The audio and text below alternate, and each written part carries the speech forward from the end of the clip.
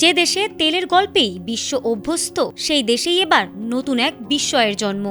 এমন কিছু যা কেউই হয়তো স্বপ্নেও ভাবেনি। মরুভূমির বুকেই লুকিয়েছিল সোনার পাহাড়। তেল সমৃদ্ধ দেশ হিসেবে পরিচিত সৌদি আরব এবার বিশ্বকে চমকে দিয়েছে বিশাল স্বর্ণভাণ্ডারের খবরে।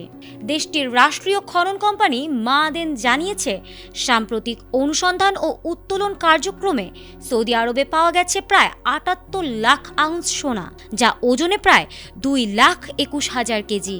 এই তথ্য প্রকাশের পর আন্তর্জাতিক অর্থনীতি ও খনিজ সম্পদ খাতে নতুন করে আলোচনার জন্ম দিয়েছে দেশটি।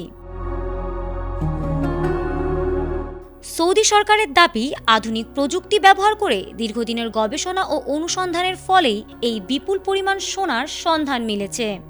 দেশটির বিভিন্ন অঞ্চলে পরিচালিত খনন কার্যক্রমে শুধু সোনাই নয়, পাওয়া গেছে তামা, দস্তা ও অন্যান্য মূল্যবান খনিজ সম্পদেরও ইঙ্গিত। বিশেষজ্ঞরা বলছেন, এই স্বর্ণভাণ্ডার সৌদি আরবের অর্থনীতিকে আরো বহুমুখী করতে বড় ভূমিকা রাখতে পারে। তেলের উপর নির্ভরতা কমিয়ে খনিজ সম্পদকে সামনে আনাই দেশটির ভিশন 2030-এর অন্যতম লক্ষ্য। সেই লক্ষ্য বাস্তবায়নে এই আবিষ্কারকে বড় সাফল্য হিসেবেই দেখছে রিয়াদ। এদিকে আন্তর্জাতিক বাজারে সোনার দামের ওপরও এর প্রভাব পড়তে পারে বলে মনে করছেন অর্থনীতিবিদরা। যদিও সৌদি কর্তৃপক্ষ জানিয়েছে, ধাপে ধাপে উত্তোলন ও বাজারজাত করা হবে এই সোনা। তেলের পর এবার সোনার দেশ হিসেবেও সৌদি আরব নিজেকে প্রতিষ্ঠিত করতে পারে, এমনটাই মনে করছেন বিশ্লেষকরা।